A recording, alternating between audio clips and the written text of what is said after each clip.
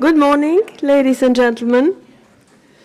On behalf of the Pierre du Bois Foundation for Current History, it is my great privilege and pleasure to welcome you all to our conference, Modern Transimperial and Interimperial Histories, Forms, Questions, Prospects. I say privilege and pleasure. This is the 13th scientific conference which the Graduate Institute of International and Development Studies has organized in partnership with the Pierre du Bois Foundation. Our conference today is organized by Professor Cyrus SCHAYEGH from the Graduate Institute and is devoted to exploring a relatively new and fascinating subject, the rising interest in trans and inter-imperial histories. I will give Professor SCHAYEGH in 2 minutes the floor to introduce our conference.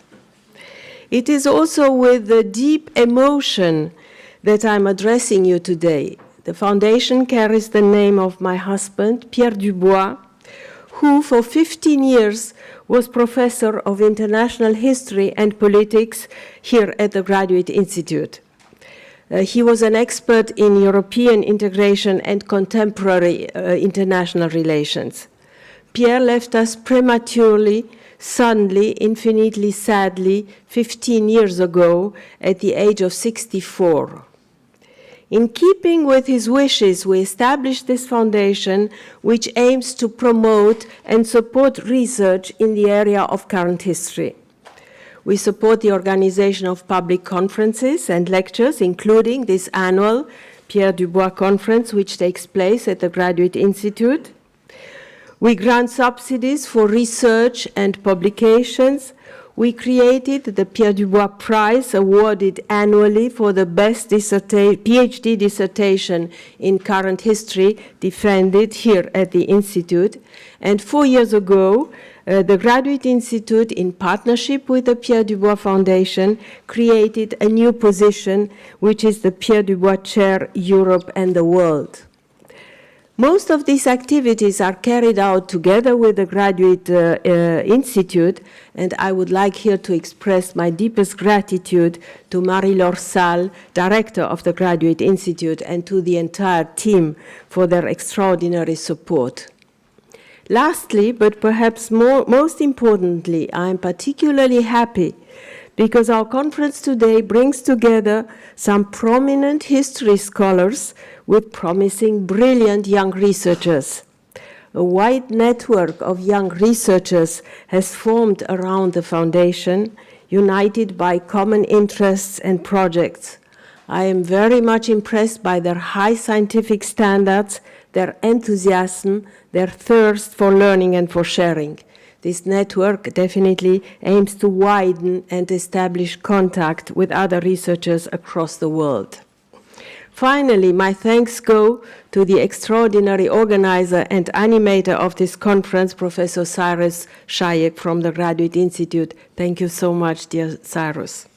Also, all my thanks go to David Mozavialer, who, as you know very well, has been and will be the good fairy behind our conference.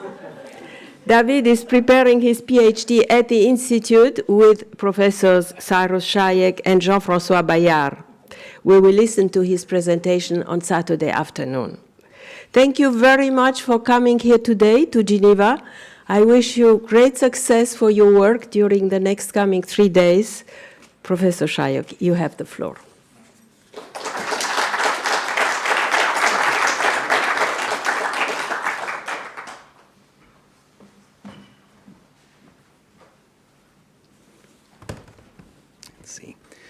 Well, welcome everybody. It's really lovely to see that this has worked out, that so many of you were able to come. We have a good number of colleagues also joining us online, sort of as the 3 goals will pass by. And so I'm really, really happy that, a year and a half, more or less, after we started to think about doing this conference, this is actually sort of, taking shape.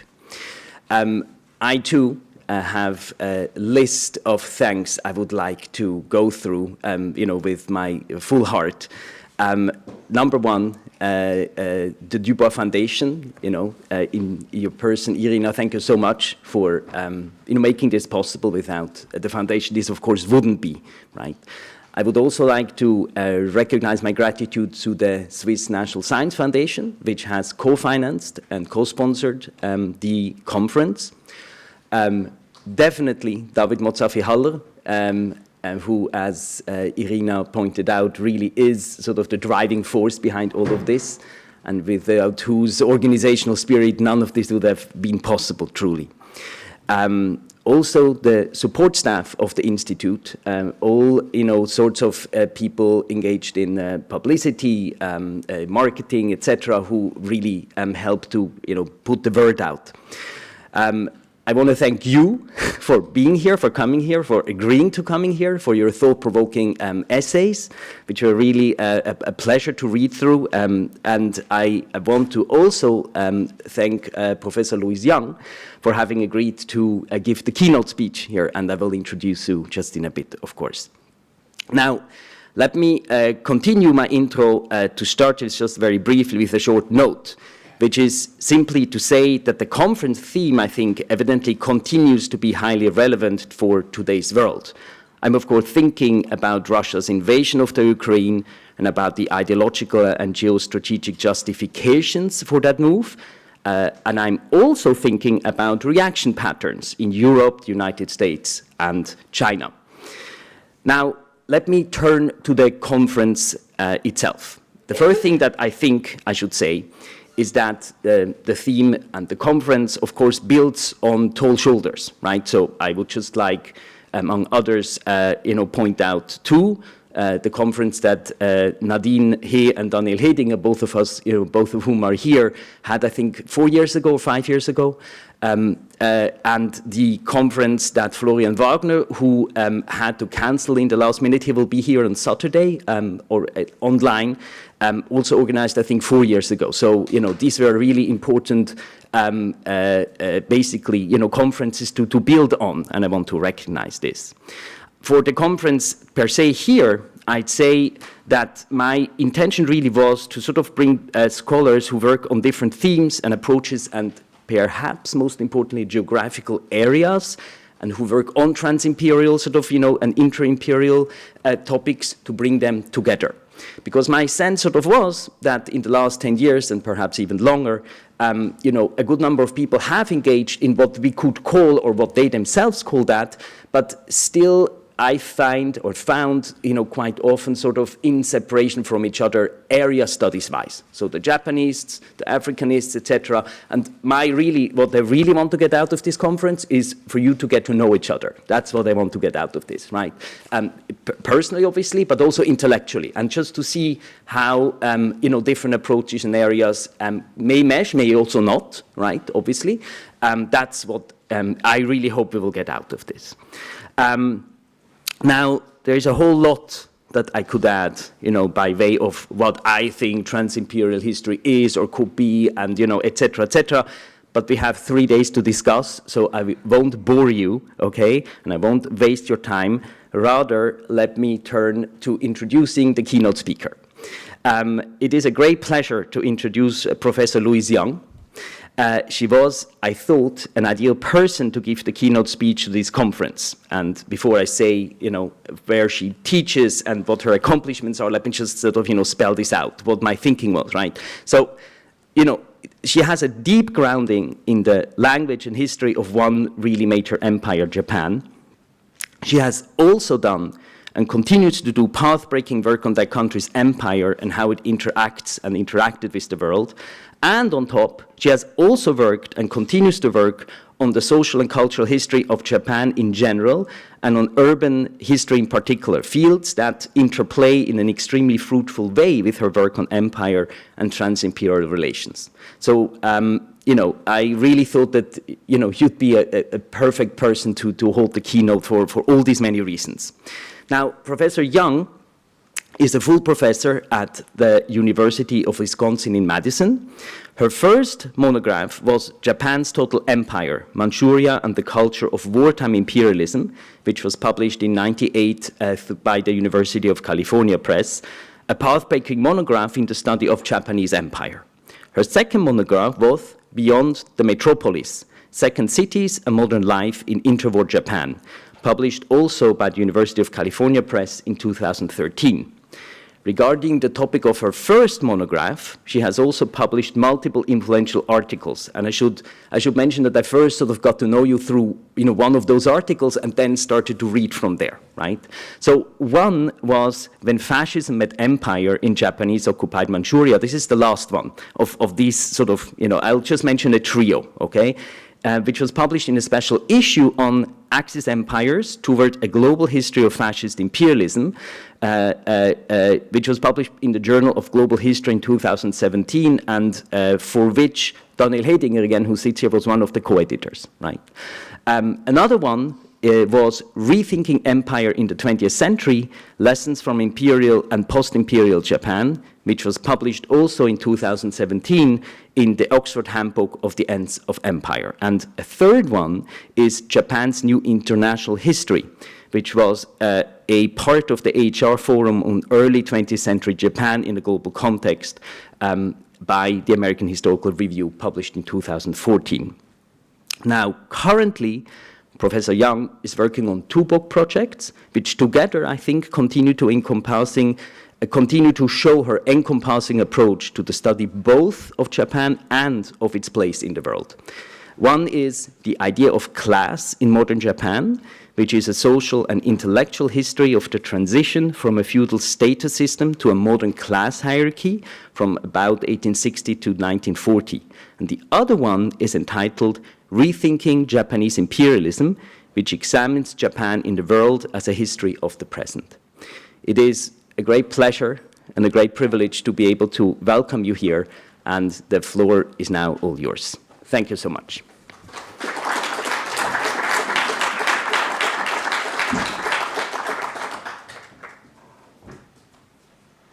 Try the big step. Cyrus, thank you so much for that extraordinary and generous introduction.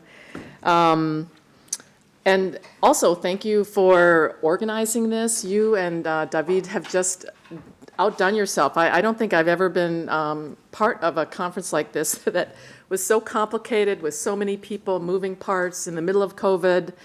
And it's just so beautifully organized. And I have to say, I'm really honored and humbled to be keynoting this conference with such a formidable group of amazing scholars. So let me just go ahead. And also, I do want to thank the Dubois organization for all of the work you do. It's amazing. So to start the PowerPoint, oh, it's already out there. So what do I do to make it when I want to go forward? Green, okay. The clicker, oh, magic. Okay. This is, yeah, I'm a little earlier generation, yes, technologies. Okay, so why are we here today? Why are we here? We are part of an empire boom, which I think of as this kind of continuous flood of studies of empire around the world that have really been continuous since the 1990s. And at this moment, in this conference, we are really kind of engaged in the production of new knowledge around imperial formations. And the premise of the conference, as I understand it, is this conviction that empire is a global history and that we can understand it so much better if we look at and explore the intersections and the overlaps. So in other words, empire not as a singularity, but as a set of competing and overlapping and layered formations. And so Cyrus said this at the outset as one of his goals, but if we want to sort of produce inter-imperial histories, one place that we really need to start is our siloed historiographies. Even after taking the transnational turn in the 1990s, many of us are still stuck in our national histories. And certainly within East Asian history, Korea, Japan, and China are very much siloed. They're trapped in their own national silos. And so in the interest of trying to find ways that we can find overlaps with other ways of studying empire, and to perhaps prompt a discussion on inter-imperial historiography, I thought I would open up the conference with a genealogy of the empire boom in Japanese history writing. So I'm going to be focusing on Japan and the United States as sites for the production of imperial knowledge after 1945. And I'm going to be tracking the connections between geopolitics, the geopolitical context, and the evolving accounts of imperialisms, past and present. And here, what I really want to, the sort of questions I want to be focusing on are, why it is that, why and when certain frames of analysis appear, and what makes the time ripe for certain kinds of ideas to gain favor. So for example, why does it take until the 1980s for a history of Japanese colonialism to be written? Why has it taken until into the 2000s that post-coloniality gets any kind of traction for East Asia? So I'm going to organize my talk chronologically, and I'm going to start in the 50s and 60s, a period when I'm going to kind of look at U.S. Cold War hegemony, the hot proxy wars, and the ways these shape colonialism as a displaced history. Then I'm going to move to the 70s and the 80s, where you have a kind of dual Japanese-American hegemony in Asia, and this is the moment when historians discover the colonial empire. And then from there, I'm going to move to the 1990s, into the new millennium, where we are witnessing a third conjuncture. And at this point, competing Asian regionalisms are helping to give rise to both a boom in empire studies, but also a kind of surplus of traumatic memory. So let me start. Click. Here we go. The first part, the empire vanishes. And this is the 50s and the 60s. Now, is everybody hearing me okay? Yeah, good. And here, the colonial empire and the materiality of Japan in Asia really shrinks to the point of vanishing as a historical object, and is kind of subsumed into the white-hot politics of the present, of that present.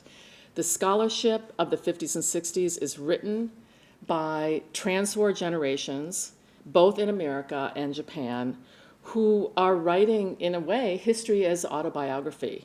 They are writing a history of their present. And they have lived through the apex of Japanese expansionism. They have lived through defeat and surrender. They have witnessed Japan's loss of empire, which, by the way, was a loss mostly to other imperial powers, not to liberation movements. And then they've witnessed the integration of Japan into the American-dominated Cold War in Asia. So I'll start with the Japanese side.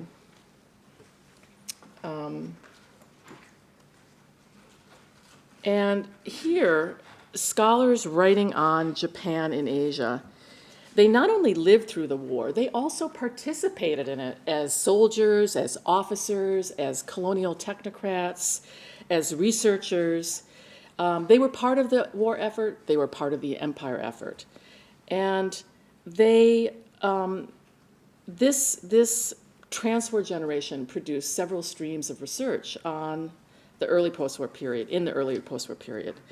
One stream was studies of Japanese foreign policy that focused on basically litigating the Pacific War. And here they were re-engaging in debates that had begun in the 1930s and then were picked up again after the war in the 50s over what was the war mission, what was Japan's mission in Asia. And here the central axis of debate was between, on one hand, the Marxist historical establishment in the academy, the left-wing establishment, and then on the other, state-affiliated military historians. But all of them were asking in the 50s, how did Japan get into this disastrous war? And the answer for the Marxists was, well, it was monopoly capitalism. And then the answer for the military historians was, well, it was poor decision-making. But for both of them, Asia is an abstraction. Asian people, their society, their culture, their politics do not appear in these narratives. So a second stream is developmental economics. And here we have another, the transwar generation again, men who were colonial planners, they were social science researchers, they were technocrats, they had been active for the most part in Manchuria in the 1930s, and they reemerge in the 1950s in these Asia-focused research think tanks. And there they're applying the lessons of colonial developmentalism under Japanese imperialism to the new field of third world developmentalism that's bursting forth in the 50s. And Japan has become, in the 50s, a model for third world development, third world market economies. But something very strange is happening here.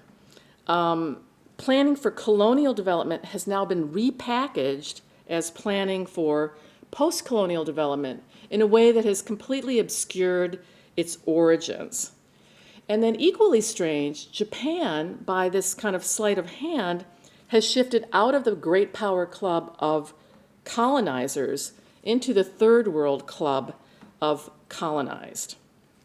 And another, sort of striking aspect of this stream of research that I just want to put a pin in is it creates what becomes a really striking and enduring feature of Japanese empire studies, which is this obsession with Manchuria, which I admit I'm part of this. I'm obsessed with Manchuria too. So Manchuria is the name for Northeast China, this region that was a Japanese sphere of influence after 1905 and became the puppet state of Manchukuo in 1932 and was sort of the heart of the wartime empire. And in both English and Japanese, Manchuria just takes up more intellectual real estate than any other part of the Japanese empire. And this begins at this point in time. So then the third stream that I want to highlight is Neo-Asianism. And here the ideology of Pan-Asianism, which had legitimated Japanese expansion prior to 1945, reemerges in the 50s in new forms on both the left and the right. And I'm going to use two examples here of figures that were incredibly prominent public intellectuals in the 30s, and then they became prominent again in the 50s. And both of them placed Japan in solidarity with anti-imperialism. And this was, again, a move that really contributed to the disappearance of Japan's empire, Japan's own imperial history. So on the left, we have Takeuchi Yoshimi, who is this giant in the field of sinology and contemporary philosophy. And in the 1930s, he made a name for himself by really breaking with the Orientalist, the Japanese Orientalist framework that saw ancient China as the font of civilization, font of Japan's civilization, but contemporary China as degraded and decayed, and in need of Japan's saving. So that's Japanese Orientalism, and Takeuchi broke with that in the 30s during the war. And then after the war, he, and particularly after the Chinese Revolution of 1949, and the intensification of the Cold War in Asia, he championed alignment with China, alignment with Asia. And he said, let's not ally with the United States, with the authoritarian West. We should embrace, and he embraced this kind of romantic Maoism. And he became a very sharp critic of Japan's security treaty with the US. He even quit his job in 1960 as a protest to the re-upping of the security treaty. He embraced the kind of Asianism of the Bandung Conference, and he said Japan should follow India and China into this third world movement of non-aligned nations. So he's sort of, the left-wing Asianism. And then we have on the right Hayashi Fusao, who 2 years after Takeuchi's very, very famous book, Asia as Method comes out in 1960, and 2 years later, Hayashi brings out this book called The Greater East Asian War. And just that phrase, the Greater East Asian War, is redolent of Pan-Asian rhetoric from the pre-war Japan. And Hayashi, like Takeuchi, has a history that goes back to the 20s and 30s. But in the 20s, he's a left-winger. He's a proletarian literary guy. He is sort of a fellow traveler with the Communist Party. He's arrested for his communist activities, and then he undergoes a jailhouse conversion to Japanism. And when he gets out, he travels with the Imperial Japanese Army and writes pro-war stories. And then after the war, he becomes the public face for a kind of unreconstructed Pan-Asianism. And this book, and in his public, appearances and so on, he defends the Pacific War as Japan's effort to protect Asia from Western imperialism. So that's sort of the Japanese scholarship. Let me turn to the American scholarship in this period, the 50s and 60s, which was also written by a trans-war generation. These are men who grew up, many of them grew up as missionary children in Japan, or they acquired expertise on Japan through wartime language and intelligence training. Many of them participated in the occupation of Japan from 45 to 52. And this was a generation that came of age during America's Good War. And they launched their careers in the very early, sort of heady, bright days of the Cold War.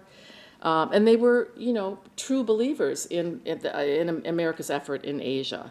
And they were the ones that produced this foundational scholarship of what we call Japan in the world. And so first out of the starting gate was the scholarship in the 50s that focused on, what were the causes of the Pacific War? And these were written based on the findings of the Tokyo War Crimes trial that happened between 46 and 48, and all the sort of research that underpinned those that trial, as well as the intellectual underpinnings of the occupation itself and its goals to democratize and demilitarize Japan. So what comes out of this sort of the analytic framework of the Tokyo trials and the occupation is this thing called the military takeover thesis. And essentially, the military takeover thesis says that the Imperial Japanese Army sort of took over the government in the early 1930s, inaugurated this campaign of military expansionism. That eventually led to the attack on Pearl Harbor in 41 and the enlargement of the war. And what's significant about this scholarship is that instead of using the conceptual language of imperialism, it talks about expansionism and conquest. It does not look at the empire really prior to the invasion of Manchuria in 1931, and it views the whole project as something that was carried out by this fevered and aggressive military. So that's the military takeover thesis. A second stream of scholarship comes out in the 1960s, which really displaces empire onto foreign policy. Europe has an empire, but Japan has foreign policy. And from the 1960s, you have a number of books that begin to use IR doctrine. That was very popular at the time. This whole idea of realism and looking at Japanese foreign policy through the lens of realism. And then examining all the foreign policy choices from the late 19th century. So the empire now is going back to the late 19th century, but tracking it through to the Pacific War and these fateful decisions of the 1930s, and largely defending the realism and the rationality of those foreign policy choices. It's a defense of Japanese foreign policy. And they're really pushing back on this military takeover thesis. This literature eschews the word imperialism, which in the 1960s in this context would identify you as a Marxist. But the effect of using the term foreign policy instead is to obscure the existence of Japan's colonial empire. So that's the second stream. Then the third one, Modernization Without Colonies. This is a literature that's not focused on Japan and the world per se, but I think really contributes to this disappearance of the empire in the historical literature.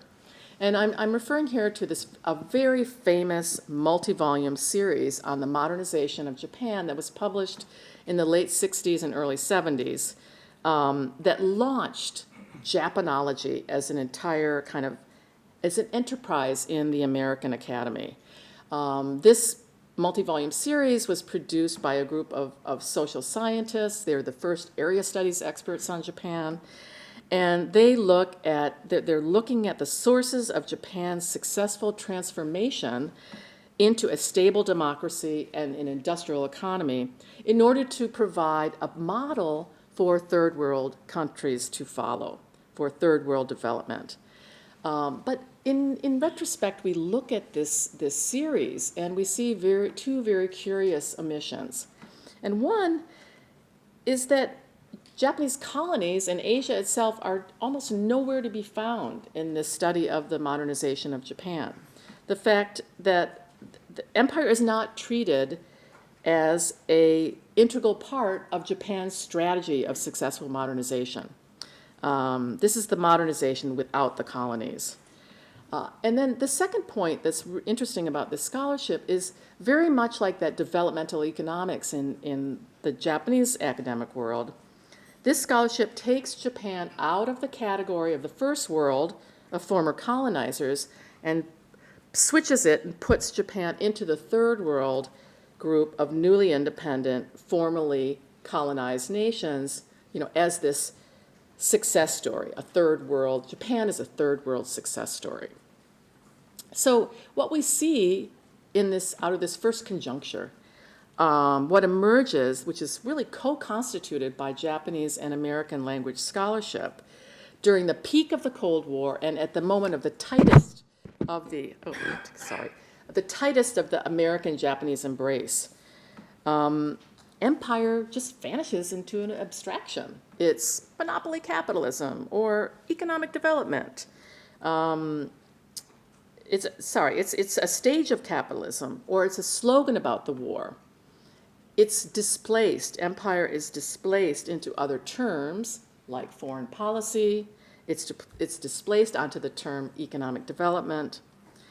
And in the meantime, what kind of goes under the radar are the violence of colonialism, the brutality of the colonizers, and anything about the sort of substantive and empirical history of Japan and Asia. And that all waits until the 1970s, when we have scholars in both the United States and Japan discover the colonial empire. Starting in the 70s and continuing into the 80s, there's a steady stream of books that come out with colonialism in the title and which take place in colonized and occupied Asia. And Japanese scholarship, I'll start with Japan again, Japanese scholarship becomes this venue for the transformation, Japanese scholarship becomes a venue for a rediscovery of Asia, but the scholarship on Asia becomes a venue for a war responsibility movement. And the backdrop of this is a major transformation in the Cold War structure in Asia. We have, number one, the end of containment, of Chinese containment. Number two, we have the end of the Vietnam War. And then number three, we have really the end of clientage, Japanese clientage. And all of this in the 1970s, which shakes up Asian geopolitics and provides the conditions for a reevaluation of the history of Japan and the world. And Japan's relationship with Asia is no longer mediated via the United States. Japanese intellectuals are engaging directly with Asia, not as an abstraction, but as a concrete place. And Japanese power in Asia, agency in Asia, autonomy in Asia, all begin to come into view in the historical imagination.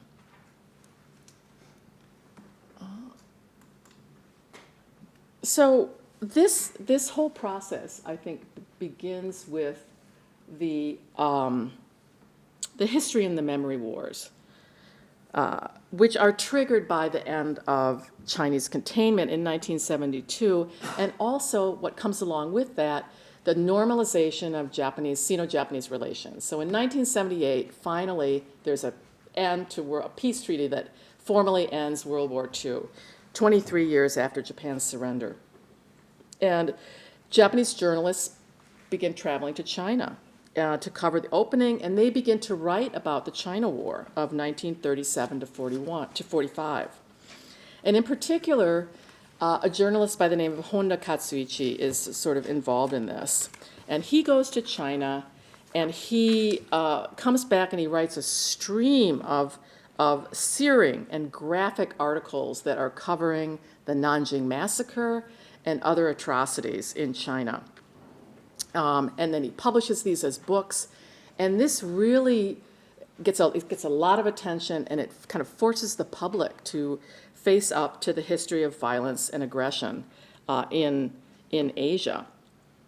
And then it also provokes this right-wing response. Right-wing scholars respond with, they bring out their own stream of books and articles that are kind of minimizing, excusing, and so forth, what Japan is doing, this history of atrocities. So this is the beginning of Nanjing denialism in Japan. And at the same time that this is going on, the government treatment of these issues in textbooks is also coming under increasing scrutiny and debate. So the historian and textbook author Ienaga Saburo is sort of at the center of it. He brings a series of lawsuits, I think about 4, against the government for censorship of his textbooks. And then public school teachers take up the cause. They join him. There's a big public campaign to embrace Japan's war responsibility and identity as a victimizer. The conservative Liberal Democratic Party pushes back hard against that. The government pushes back hard. And you get, from this point in time, political polarization around sort of war memory issues. And this is going to be a feature of domestic politics going forward. And then it becomes internationalized. In 1982, the People's Republic of China starts this off by making an official complaint about the use of certain terms in Japanese textbooks and the way they talk about the China War. And then later, in 1987, with the end of martial law in Taiwan and with democratization in South Korea, both South Korea and Taiwan get in on the sort of diplomacy of the textbooks and the war. And so now we've got within Japan and between Japan and its former colonies, there are fights over the conduct of Japanese wars in Asia. Asia is no longer an abstraction, and Asians are challenging Japanese words. And it's against this sort of political climate that we have the Marxist establishment historians begin to investigate military expansionism and the sort of instrumentalities of Japanese imperialism. And it's very interesting, this new military history of the empire is written mostly by, or it started by, former officers who had taken part in the war, but then trained as historians after 1945. And one of the prime examples here is Fujiwara Akira, who's just an incredibly eminent military historian. And he was an officer in China, but he was also part of that Marxist Rekiken group that wrote those abstract and sort of schematic histories of empire as monopoly capitalism in the 50s. But then in the 1970s, he really changes course, and he begins to churn out this book after book on the history of the Imperial Japanese Army in China. And he really sort of helps to steer a big turn in the field. And paralleling this, we have a new stream of work on colonial economies, which is deeply empirical. And this is published from the early 1970s by scholars like Asara Kyoji, who work on Korean landlordism under the empire, or the nuts and bolts of the Taiwanese sugar economy. This is Marxian, or the yen block trade, really sort of tracking it, how it's working and where it's breaking down. And this is Marxian empiricism. It's sort of granular social economy of the colonial empire that reveals Japanese exploitation of Asia and shows how the economic structures serve to transfer resources from the colonial empire to the metropole.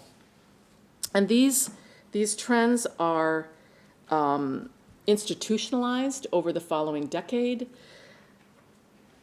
with the formation of two really important scholarly organizations that really bring to these, what's interesting about these scholarly organizations is that they bring together that trans-war generation with a new generation of scholars who are, born after 1945 and really kind of, their life experiences are rooted in the post-war period.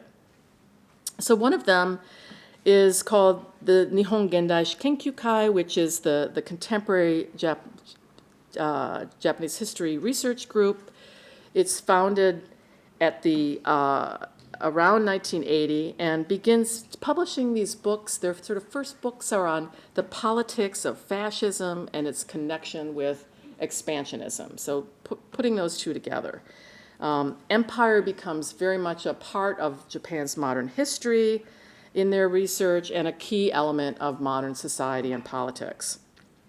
So that's one of the groups. The other one is the Modern Colonial Studies Organization, and they come out with a 8-volume, what becomes the sort of standard, classic, foundational 8-volume study of the Japanese colonial empire.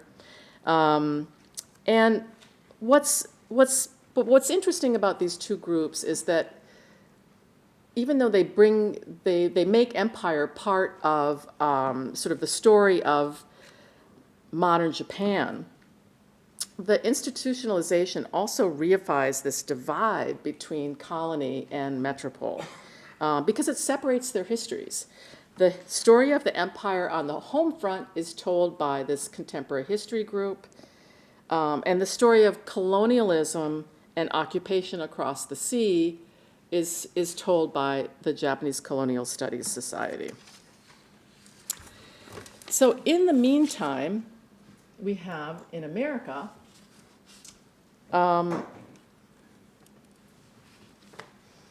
American scholars have also discovered the colonial empire. And this is against the backdrop of the 1970s as sort of Japan's emergence as Asia's new giant. That's the title of a book published in 1976. Japan became the world's third largest economy with great fanfare in 1985. It became, across the 70s and 80s, a rival to American trade. And so over this period, Japan effectively exits the third world and joins the first world and becomes a model for not third world economies, but for first world economies. And this is a condition that's sort of captured in the phrase that circulated at the time, Asia ex Japan.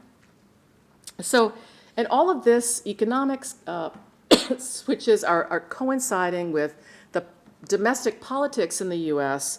around the Vietnam War. So the Vietnam War between the 70s and 80s is really transformed from this anti-war call to arms to a sense of a syndrome, the Vietnam War syndrome.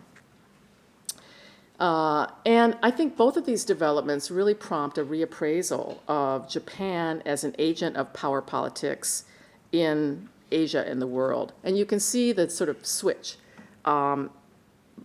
marked out through two consecutive streams of scholarship on the empire, on the Japanese empire, that emerge in this period.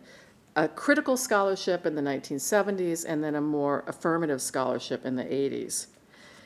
So the first one is what I'll talk about with this slide, which is this critical Asian studies, which emerges in force in the 1970s. It's inspired by the anti-Vietnam War movement and the New Left critique of American imperialism in Asia. American scholars begin to focus on Japan's position within the Cold War order and Japanese complicity with American militarism in Asia. But even so, at this point, the focal point is the evil American empire. And Japan is regarded more as a kind of a pawn than an agent on its own behalf. And the main forum for this scholarship is a magazine called the Bulletin of Concerned Asian Scholars that I have up there. This is founded in 1969, but it gets, grows in importance as across the 70s as an alternative to sort of establishment scholarship. And one of the key figures here is John Dower, the author of this book. This is a political biography of Yoshida Shigeru, who was the Japanese prime minister and architect of the Cold War alliance with the United States. And what's really kind of striking about Dower's work and other scholarship of the Bulletin of the Critical Asian Studies group is that they do tend to focus on the sort of U.S.-Japan client-state relationship and tends to really underplay, I would say, Japan's independent actions to recreate an economic sphere of influence on the kind of ruins of its lost empire.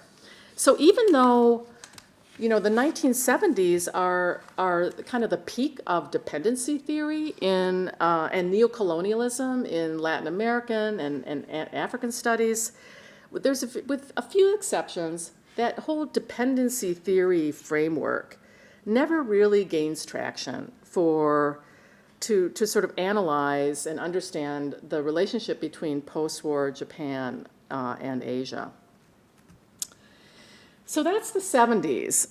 If we move to the American scholarship in the 80s, there's a second stream of scholarship emerges, and this inaugurates with considerable fanfare the study of the Japanese colonial empire in English. And there are sort of two conference volumes that lay the foundation for this new field of study. And there's the one on the orange one is on the Japanese colonial empire, and then the green one is on the informal empire in China. And this is a very self-conscious project which aims to fill in what's been missing from modern Japanese history and to set forth a new research agenda. And the authors in their prefaces and introductory materials state forthrightly that they see their work as a corrective, that they want to move past this perception of the Japanese empire as the creation of fanatical militarists. So they're still sort of fighting with the military takeover thesis.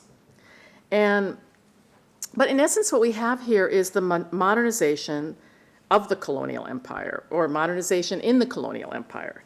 Research looks at what the colonial state did to modernize education, to create modern police systems, to build up infrastructure and trains, to develop the economy. And it divides the Japanese empire into these formal and informal spheres and posits that the state operated according to different logics, different instrumentalities, and had different impacts on the formal empire in Taiwan, Korea, and the South Seas, and the informal empire in China. And I think that this, why was this scholarship kind of belated? Why it belatedly examined a colonial empire that had to be left hidden when Japanese development was considered a model for the third world, but now could be examined when Japan became a rival and a model for the first world. And then in quite striking contrast, this critical positioning of the Bulletin of Concerned Asian Studies crowd, this group kind of treated the colonial empire more or less as a success story. So to sort of wrap up this second conjuncture, what do we see here? We see Japanese colonialism as something that's kind of singular and a little bit weird and a little exotic. It's an anomaly as a non-white empire. This is Asian on Asian aggression. Colonialism is defined as the official mind of empire. It's military rule, it's state-directed economic extraction, it's hard power in the state. And then third, 1945 is this sort of hard stop for colonialism. Colonialism ends in 1945, so that's the history goes backwards, and then afterwards we see empire only as memory. And what's kind of missing from the picture in the 80s, at the end of the 80s, is any kind of the realm of thought, culture, ideas, soft power, society more broadly, and as well as the kind of legacies beyond memory. And all of those really will come forth when we move into the final, our sort of contemporary phase, which is imperial boom time.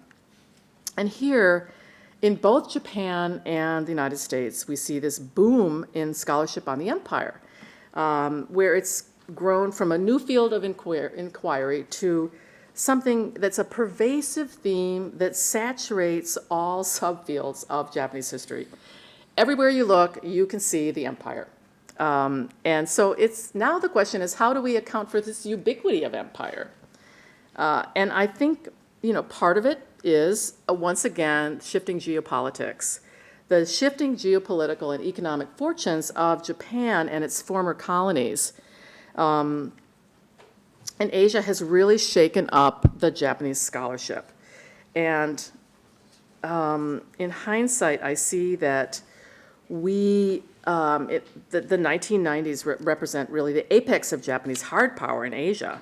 The downturn that began with the burst of the bubble and turned into the lost decades.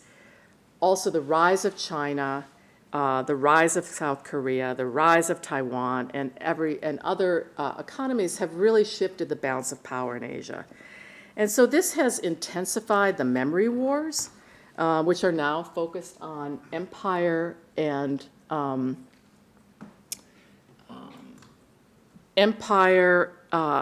and are also in Japan just intensely infused with grievance politics. So grievance politics over Japan's decline. So one thing to highlight here is this sort of, after the death of the Emperor Hirohito, who was the wartime emperor and then the post-war emperor, he dies in 1989. And this really opens the floodgates to sort of memories of pre-war, wartime Japan. And also, to these apologies, and starting with that's the new emperor going in 1992 to the Great Wall, where he makes an official apology to Asian countries, to China for aggression. And then a whole series of prime ministers follow suit.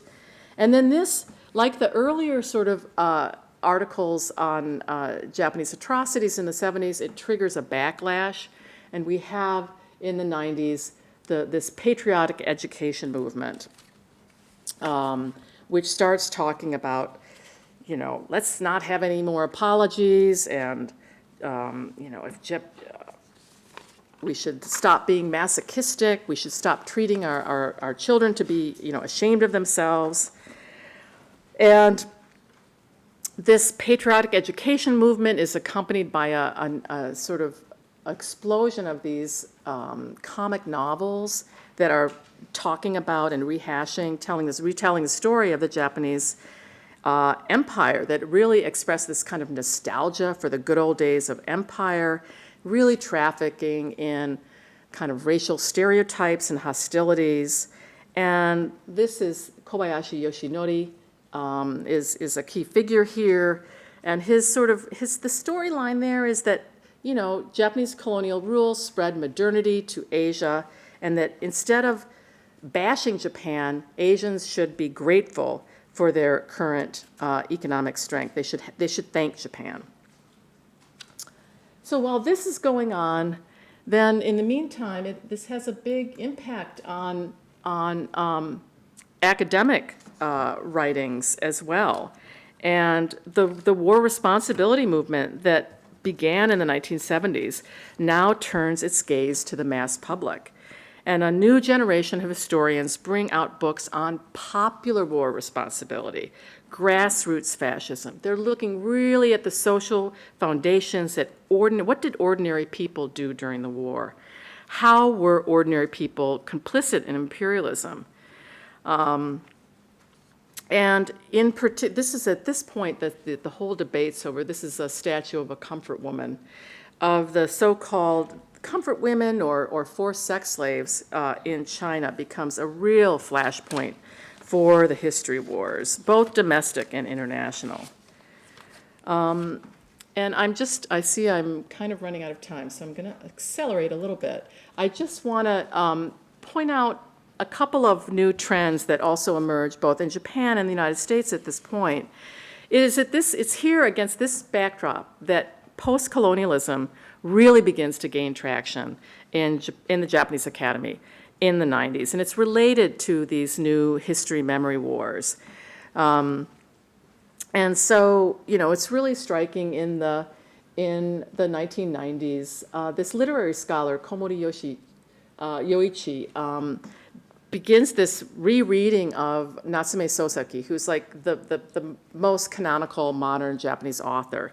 And he does this extraordinary rereading of his books through the lens of imperialism, which is, so there's that. And then while he's doing that, there's all these other writers, Japanese, but also including now Asians who are working in the Japanese, Taiwanese who are teaching in the Japanese economy, Korean Japanese who are writing about sort of the image of Asia, the Japanese image of Asia, the other.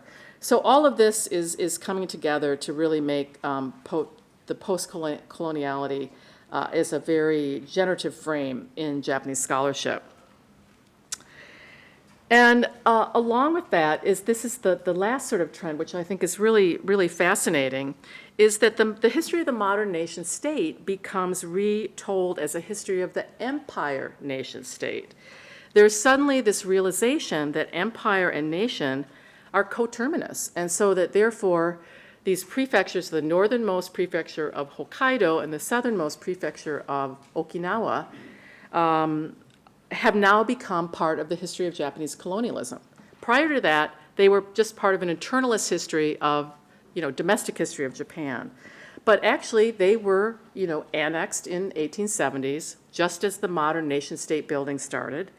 And so now they're considered as a colonial history. And this new framing means that suddenly minorities, the Ainu from Hokkaido, the indigenous Ainu and the Okinawa people, become visible as post-colonial subjects and part of the post-colonial condition. And so this is this new scholarship is really obliterating the boundary between metropole and colony and connecting the history of empire with the problem of minorities in Japan, and also kind of being able to come up with an explanation for that that ideology of Japan as a homogeneous ethnic society and why that's been so powerful in the post-war period. So let me just take a couple minutes and finish with the United States. And here, what I want to say is that in the US also, the sort of shifting fortunes and these lightning fast changes of the past couple decades, really starting in the 90s into the noughts. Asia's giant, the Rust Belt of Asia, these kind of sinking fortunes of Japan Inc. Has really changed the way people thought about the history of Japanese expansion. And you can see this in some really kind of 180 turns in the scholarship. So one of them is this shifting emphasis from strong empire to weak empire. So in the 1990s, books, including my own, were like looking at the total empire. They were canvassing the omnipotence of Japanese power.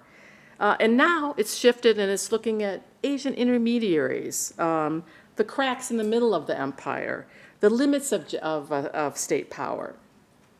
And also, suddenly, both Korea and China have been discovered as having imperial histories of their own. So a second thing is the, well, I'll skip number 2 and just talk about, one of the interesting things about the sort of multilateralism of contemporary Asian regionalism, that it's helped people kind of focus in on the process of decolonization and really kind of suturing that imperial and post-imperial Japan and the shrinking importance of 1945. So one of the questions that people are asking now is, why is it that the process of decolonization worked differently in Asia? And this is helping to reorient our understandings of the layered legacies of imperialism and neocolonialism in Asia. And we're taking a new look, for example, at the origin of the Cold War in Asia that connects it to that history of decolonization. And all of this, I think, is really helping break through these quite sticky chronologies that monumentalize 1945 and 1989, and help, perhaps bring some new answers to the question, why is it that we have the end of one Cold War in Europe in 1989, but we have the persistence of another Cold War in Asia up until the present day? And how this very long history of 20th century imperialism underpins a different structure for the post and the after of imperialism and Cold War in Asia. And perhaps that difference is related to the topic of this conference, the sort of transimperial and interimperial formations that are integral to that history. So I'll end there. And I thank you so much for your kind attention. And I hope that we can talk about some of the connections and disconnections with your own historiographies. Yes, I'd like to prompt that discussion. Thank you.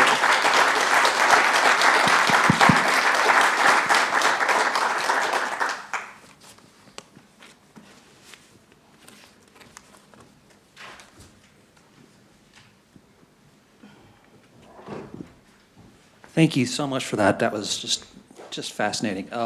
Mark Palin from the University of Exeter. And I guess to get things going with the comparisons or the contrasts, going back to where you started from, which was on the left, the 1950s, 1960s left in Japan, and how these academics were part of the obscuring of the Japanese Empire. And I thought that was a really fascinating contrast with what was happening in the United States at that time, which is the rediscovery of American empire and American informal imperialism at the University of Wisconsin, Madison, the Wisconsin School. W.A. Williams in 1959, Walter Lefebvre in 1963 with a new empire, rediscovering America's informal empire was part of this neo-Marxist historiographical turn in American empire. And so at the same time that's happening there, I think it sounds like you're suggesting something very different is happening in Japan. And I think in part, I think you answer this by saying that this is because they wanted to be a model for the third world. But I think you also said that in the 1950s that instead they were using monopoly capitalism as a way to describe what was happening in Japan in the late 19th, early 20th centuries. But to me, isn't that the epitome under the Marxist-Leninist definition of imperialism, monopoly capitalism? So is it that they were obscuring Japanese imperialism, or were they just maybe ignoring the colonial violence? Is that maybe where you're getting? So just a little bit more on that would be great. Thanks. Thank you.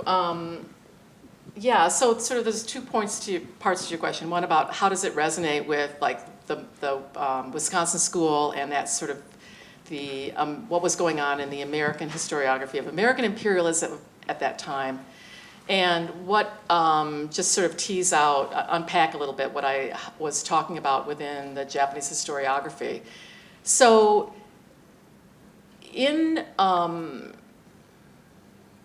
so I guess within the Japanese scholarly establishment, there were these sort of two, it's simplifying, but there was two major groups, and they were quite antagonistic politically to each other. One of them worked with the sort of new they were conservative. They had been affiliated with the government. They were they were part of like the military think tank, it was like the National Defense Studies. So it was a government research organization, and they had sort of privileged access to documents and so on. And then they tended to be a minority within the Japanese Academy. The Japanese Academy, interestingly enough, was dominated by Marxist scholars. That was the establishment.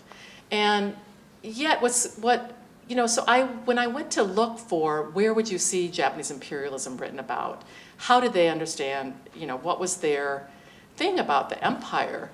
But the works that are produced in this period are just so schematic and formulaic, and they're really all focusing on the metropole,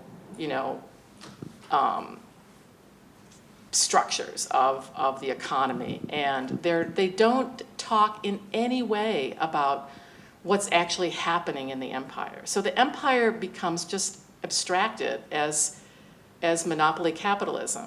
But you can say monopoly capitalism, but that means a lot of things.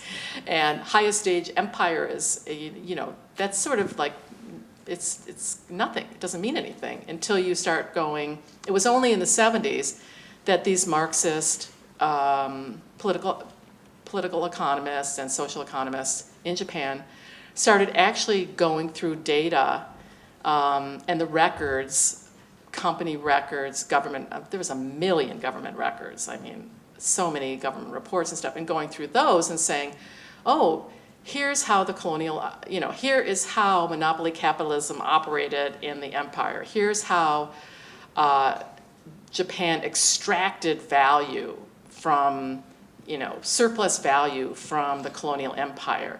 They set up these particular kinds of labor-tenant relations, and they took over all the land and appropriated it in Korea, booted all the Korean peasants off the land. They went to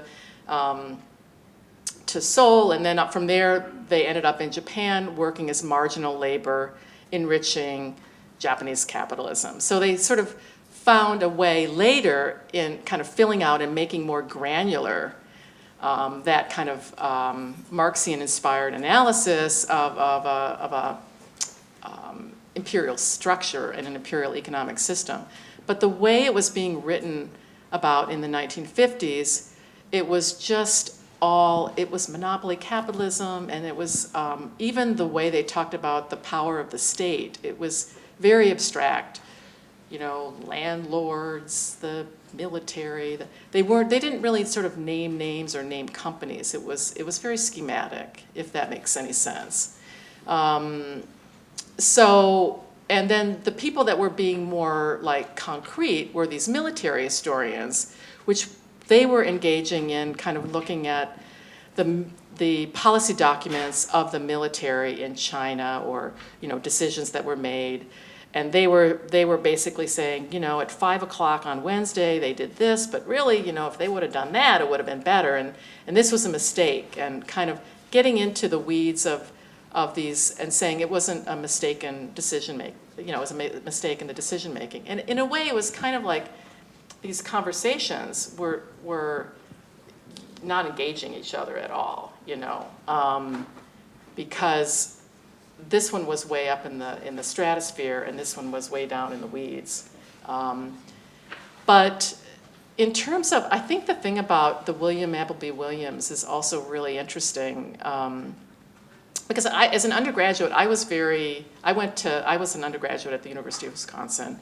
I grew up in Madison, and I remember hearing about William Appleby Williams and being really taken with sort of that field or that orientation towards American imperialism, and I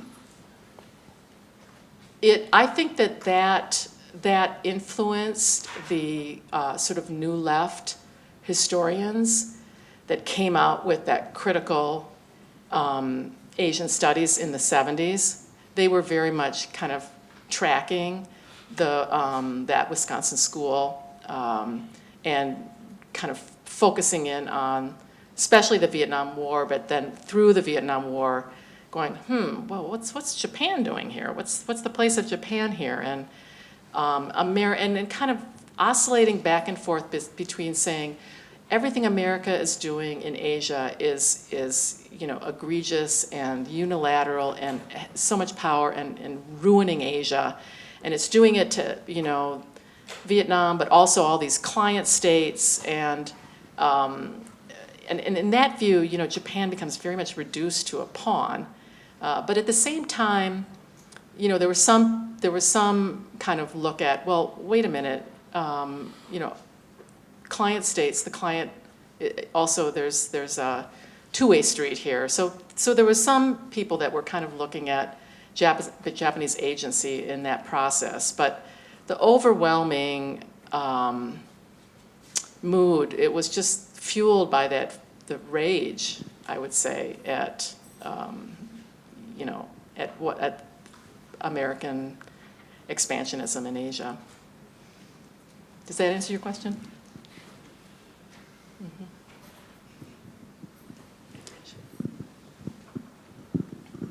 Thank you very much, Louise. This was a fascinating talk. I'm Ulrike from Rostock University. I wonder, when I heard you talking about Japan and the United States, there was a lot of entanglement, there was a lot of comparison, but I wonder where the global factor plays in, because in a way, it reminded me of what we did with nations in the 80s. We compared two nations, military, culture, similar, and now we have two empires looking at their entanglement. And in Europe, for example, this is done a lot with the Habsburg and the Ottoman Empire. We have a lot of historiography comparing the entanglement, relating to minorities, etc. But what's the global factor? So if you want to globalize empires, what would you say in that context? Where does the global factor come in? Is there a global public who sort of triggers this new seeing colonialism of Japan? So what's the third key to explaining this shifting of historiography, if there is any? The global factor. So, yeah, it seems like in these three moments, in the first moment, both, if we're just looking at, sort of the influences on these two groups of scholars, an American group of scholars and a Japanese group of scholars, and what they're being shaped by. And that is the moment when, the sort of American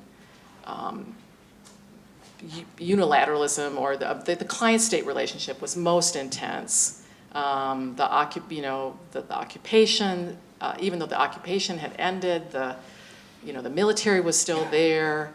Japan was very economically weak, so that embrace was really tight.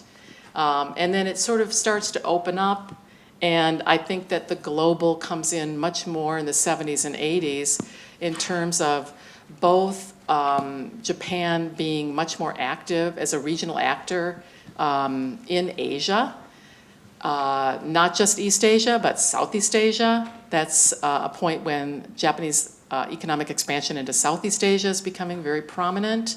And then it's kind of at that point too, butting up against former European empires in Southeast Asia and other, sort of powers in East Asia as well. And also Japan's presence, all of a sudden Japan, like people go, oh, Japan, because of Japanese products. Japanese soft power, so Japan in the 70s and 80s is much more, it occupies much more of the American public's headspace than it ever did in the 50s and 60s, because all of a sudden it's like, oh, Japan is a trade rival. And then by the 80s, there's a lot of kind of yellow perilist type talk. Japan, we have to be afraid of Japan. If there's a Japanese invasion coming into the United States, they're taking over.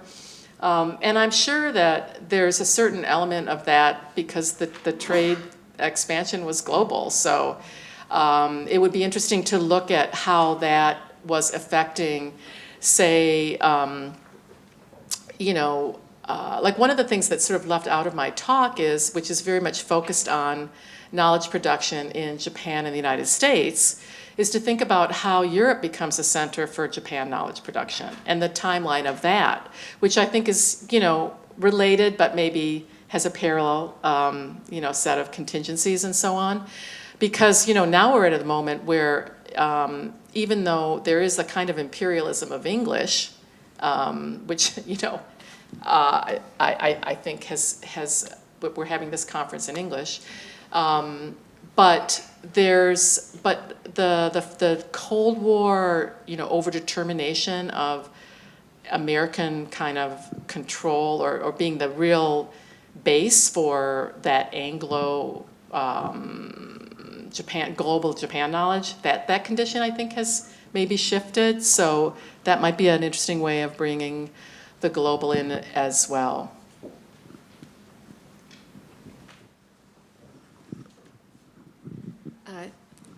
Thank you. That was fascinating. Eileen Ryan from Temple University. And I work on Italy. I focus my attention on Italy and Italian imperialism. And I'm always struck at how many parallels there are in the historiography. In a very similar story in the 60s and 70s, you have like Angelo Del Boca on the left and military historians. But in the Italian case, they're focusing on Italian imperialism as a fascist empire, and they're focused on fascist violence. And part of what that does is it allows for empire to not be something Italians confront in a kind of broader, more integrated sense in their history until the 90s, where you have a very similar kind of historiography of nation as empire in Italy as well. But so I was wondering if you could talk a little bit more about the connection in the Japanese historiography to fascism and to the difficulty of confronting or dealing with Japan's relationship to fascism in the past. And I guess there are kind of two parts to the question, which is how important do you think it is, or how central is it to understand Japanese fascism in order to understand Japanese imperialism? And then also, to what extent does that or has that influenced the historiography, the silences, or the confrontation with Japanese imperial past? Thank you. That's a great question. And yeah, I can, that's a really interesting kind of overlap. So the whole term fascism in Japan has its own sort of historiography of like, is it fascist? Is it not fascist? And is that the right term? So, but maybe the term that everybody will agree to, which is a cognate, is militarism.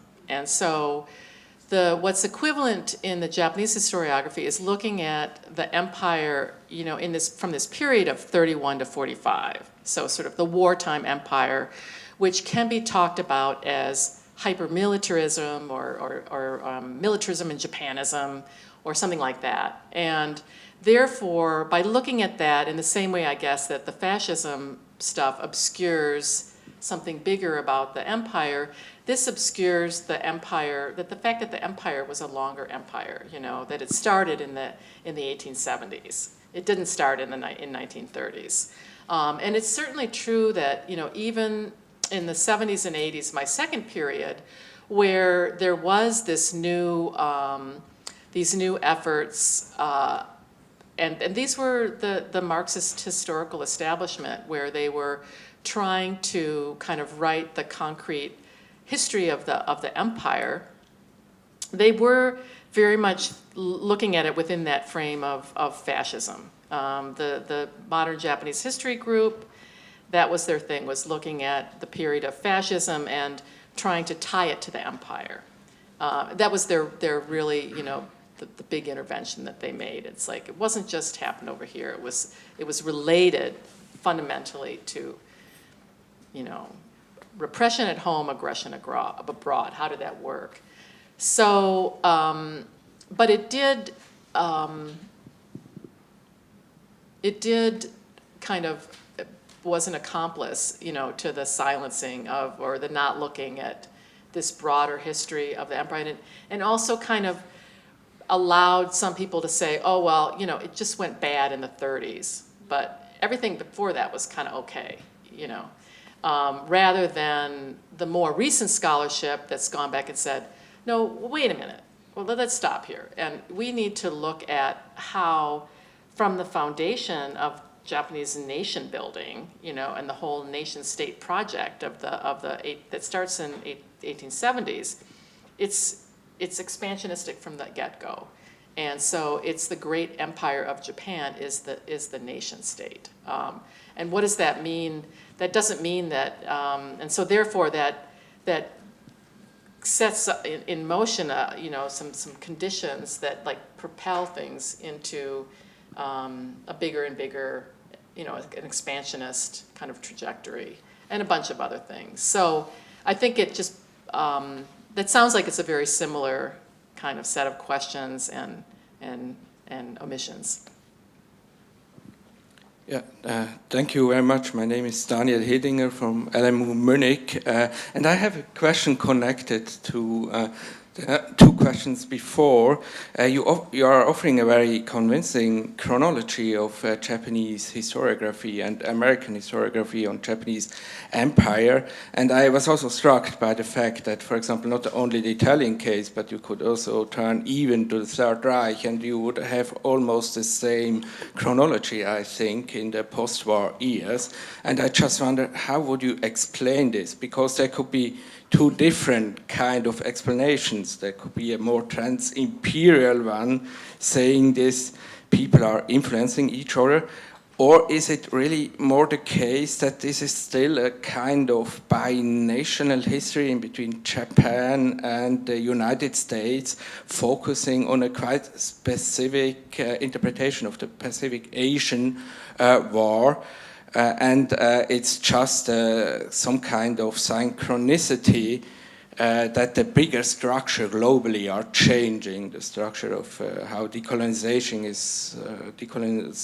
is working out, how the Cold War is changing, and these people in Europe and Japan are reacting to the same bigger changes on a structural level.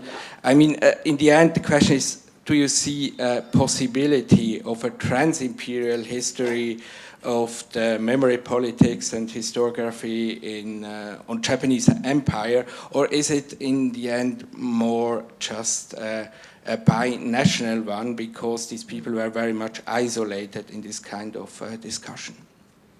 That's a really great that's a great question and a great idea. I actually, I mean, I'm kind of leaning towards the structural explanation that these things are connected. And I mean, we can think about like what's happening with decolonization in different places. And those, you know, I'm not a global historian, so I mean, I can't like pull up what's happening in Africa and Latin America and elsewhere to sort of line it all up. But my suspicion would be that it's the way the Cold War has these sort of regional articulations and regional variations, but in the end, they are, in some ways, reacting to a global structure, a global geopolitical, a global geo-ecological, a global geostrategic, a global, you know, political economy, global legal things, that nice list that Terry Martin, I think, did for his paper, that you could kind of look at some of those things and make a list of, you know, where these points of articulation are that can help us understand why we're having this really striking set of synchronicities. Because, you know, I think that there are perhaps, you know, different variations of this in a lot of historiographies. And even though, you know, one of the peculiarities of the Japanese American one is that, you know, you could say, oh, Japan was sort of in a semi-colonized situation in 50s and 60s. That might be too strong language for some people, but that,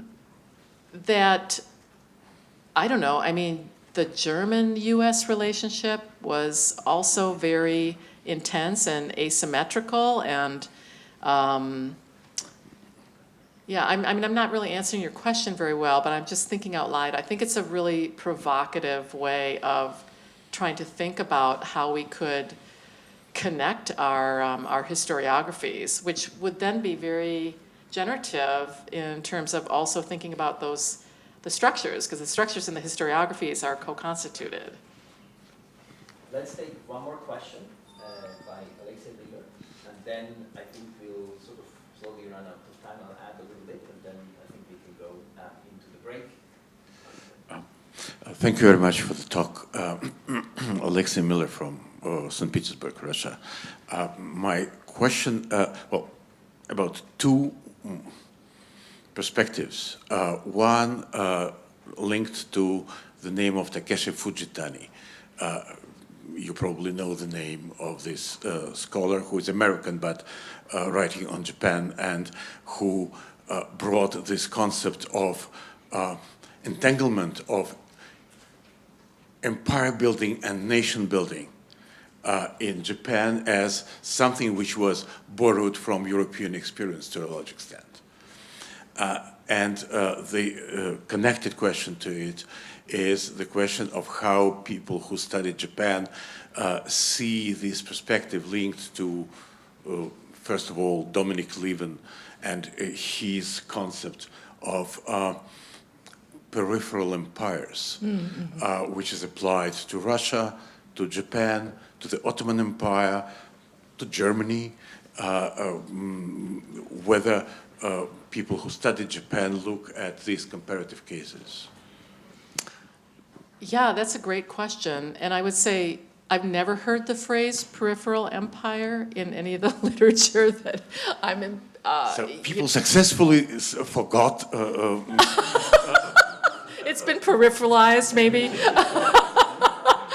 But I mean, I think that the people that study the Japanese empire don't. Yeah, I guess maybe, you know, there's a little bit.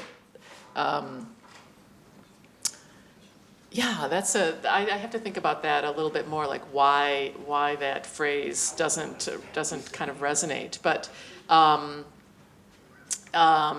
they would say a regional empire, but not a peripheral empire. And I guess it's maybe, you know, pushing back against a kind of perceived Eurocentrism in the study of empire, and that, you know, the Japanese empire is ignored or something like that. Perhaps a little victim consciousness among historians, you know.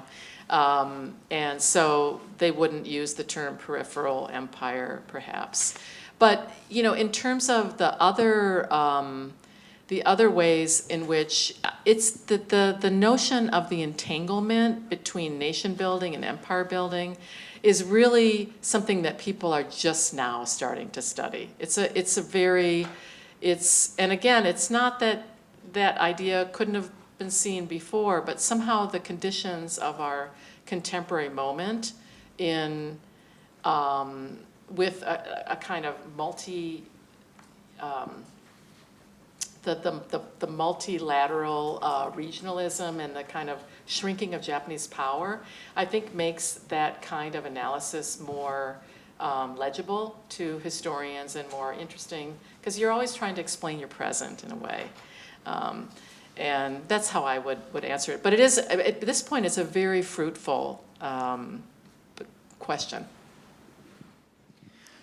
Thank you so much. I know that there are more questions, but we are running out of time, and perhaps you can continue over coffee. There are also questions online. I will give them to you later on. There is obviously a lot to add. I'd love to talk more, and we will exchange. Role of China, 1970s, maybe certain things happen around that point in time. I could assume that once the United States becomes less of a dominant force, other historiographies other than the Japanese and the US one really become more important. So maybe that's a turning point. I don't know, as a hypothesis. But at any rate, thank you so much for a great keynote, a great start into this conference. And we are moving to coffee and cookies. I don't know. Coffee for sure. Thank you. Thank you so much.